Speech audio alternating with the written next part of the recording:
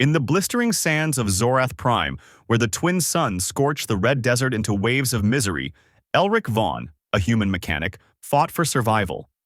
His skimmer had failed 30 kilometers back, his water nearly gone, and a distant service beacon offered only a flicker of hope. Then came the growls. Low, broken, not predatory, but from something mighty yet shattered. Cresting a dune, Elrich froze. 3 Kytheran war dragons, bioengineered beasts of the House Viros-Kai, each worth more than a fleet, lay chained in a crater. Their scales flaked, ribs protruded, and tattered wings bore faint royal sigils. Dried blood crusted their mouths. Old tech restraints dug into their necks. These creatures, known for psychic links and deadly grace, were abandoned to die. "You've got to be kidding me," Elrich muttered. Kneeling near the largest, he said, "I'm no savior, but I've got tools." He worked through the night, rigging shade from salvaged tarps, cooling their chains and pouring his last electrolyte gel into a dragon's throat. By morning, one stood shakily, pressing its head to Elrich's chest like a wounded comrade. In that moment, they were no longer monsters to him. Over 3 days, Elrich scavenged wrecks, rebuilding a solar array for power and crafting nutrient blends from rations to match their alien biology. Slowly, their scales gleamed again.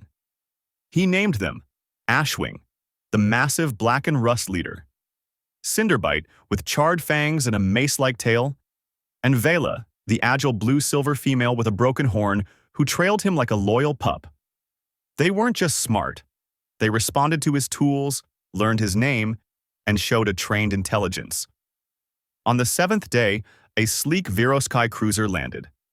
A red-crested enforcer barked, "You found classified property, human. Step aside." Elrich stood firm, Vela hissing at his side. "Funny way to treat property, chained to die," he growled. The enforcer sneered, "Defective.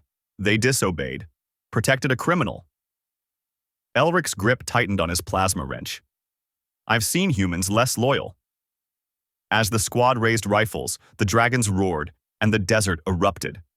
Ashwing snapped a soldier in half. Vela sliced armor with wing blades, and Cinderbite turned sand to glass with flames. Elrich hurled a rigged spark grenade, fighting alongside them. When the dust settled, only he and the dragons remained. "Guess we're not alone anymore," Elrich whispered, exhausted. Vela nuzzled his palm. Ashwing stood sentinel. A smuggler drone captured the fight, and the footage exploded on galactic feeds. A human mechanic and war dragons defeating a royal squad. Investigations revealed the Viros-Kai prince had abandoned the dragons for protecting a slave girl from his cruelty, hoping to bury his shame.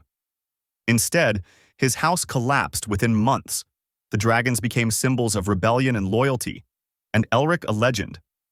Years later, Elrich stood on a cliff overlooking Karen's Rest, an oasis settlement named for the girl the dragons saved. Dragons soared above, their shadows like banners. Elrich never sought leadership, but the dragons chose him, and he chose them.